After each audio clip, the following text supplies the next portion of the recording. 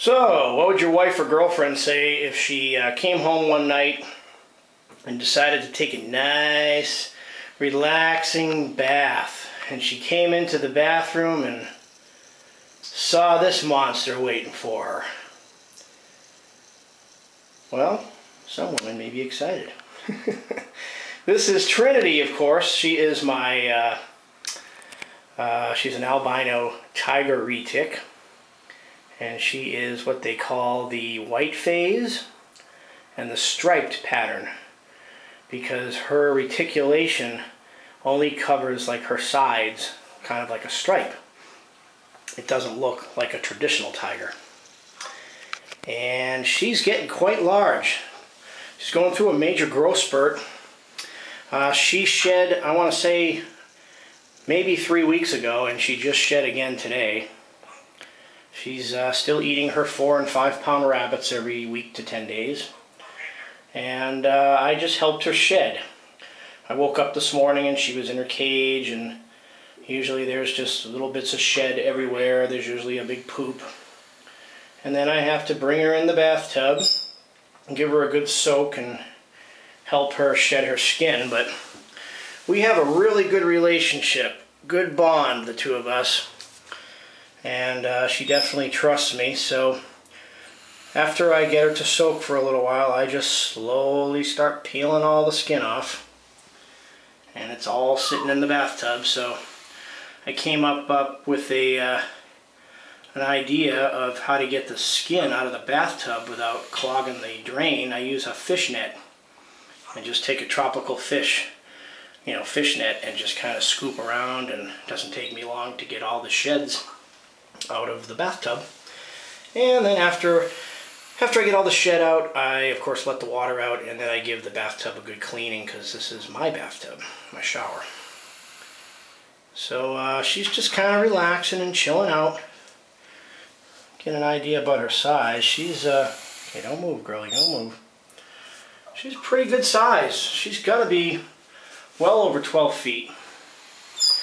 I got her to relax here, so I don't really want her to move, and I don't want to fall into the tub with my camera, but you can see, whoa, hang on, don't move, girl, I don't want you falling back in the tub again.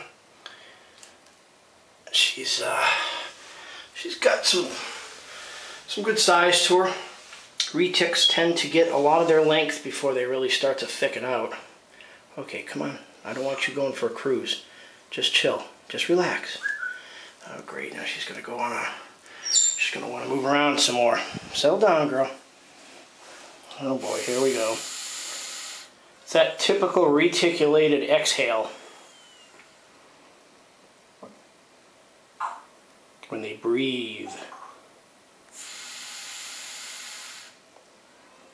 When I first got into retics, I thought that was a bad thing. I said, oh no, my snake's got a respiratory infection, or there's something going on, because boas, that's a bad thing when you hear that kind of breathing in a boa, but it's very normal in these retics to hear them give a big old puff of an exhale. So, yeah, she's a lap dog, as you can see. She's a lap dog. But I'm really, really happy with everything about this girl. Thanks again to Brett Dennison from Rocky Mountain Retics for letting me get her a few years back, and she's doing great. I was thinking about breeding her to Arnold this past year, and I decided not to. I think she's big enough, but I decided, there's so many retics out there.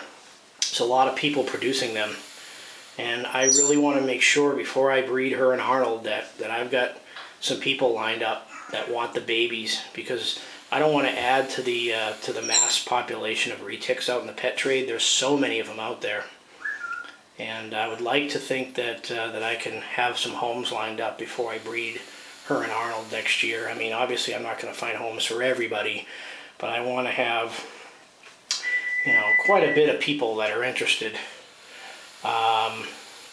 Most likely I'd probably have to wholesale some of the babies off, and that kind of bothers me too, because I never know who ends up with them.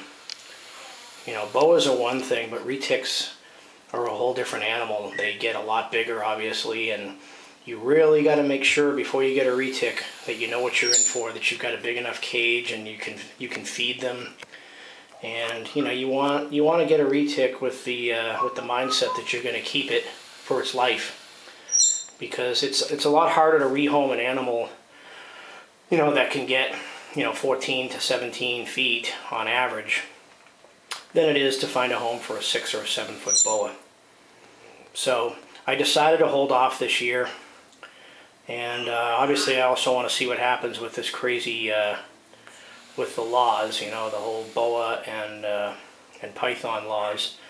That's a whole nother subject, but if you haven't already, go to www.usark.org. You can also go to my website, www.kgconstrictors.com, and there's a link to the USARK organization, United States Association for Reptile Keepers. Unless you've kind of been living on another planet, if you're a reptile person, you have to be aware of this ban that's being proposed, and we've been trying to fight that. USARK is leading the charge to stop the banning of boas and pythons as far as being able to transport them and ship them across state lines. All this has come about because of the crazy situation down in Florida. You know, Florida definitely has a problem. We all know that. Their environment is pretty conducive to tropical species, but you know, our argument is the rest of the country is not that way, and the majority of the reptile people out there are very responsible. They look at their animals as pets, but also as investment animals, and they're not about to go letting their pet boas and pythons loose in the wild. So there's some wacky people behind trying to ruin our hobby, and if you haven't joined the fight yet, I definitely urge you to join USARK, get the emails, and you know, do what you can. Call your local senator's office and send letters and such, because we don't want our hobby ruined, you know, and pretty much dismantled because of what's happening in Florida. That's been happening down there for years through hurricanes that have taken you know, populations of zoos into the wild,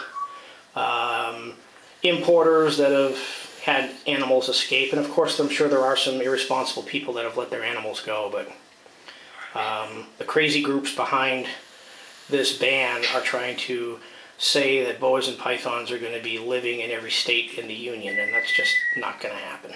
Would have happened already. I live in Arizona, and we've got boa constrictors in Mexico, and they don't come up here because they know it's just not the environment for them. It's too cold here. Even in Arizona, it's too cold for boa constrictors and pythons alike and anything like that. All the native reptiles hibernate. These animals don't hibernate and can't. So enough about that. I could go on all day about that. But anyways, I'm a responsible person. I have her in a big vision cage with a lock on it. She's in a room with a locked door, and she has never escaped and never will. So if you have a retic or any kind of a, you know, large constrictor, obviously you want to have them in a safe, secure environment to protect them and protect everybody else, and animals and pets and everything. So anyway, just wanted to give you a quick little glimpse of Trinity, and I am going to get her back in her cage now that she's all clean. She has all of her skin off, and she's looking beautiful. So thanks again for tuning in, and I'll have to do a video on Arnold next. He's another 07. He's a het albino tiger retic, and perhaps one day he and Trinity will make some beautiful babies together. All right, thanks again. Bye bye.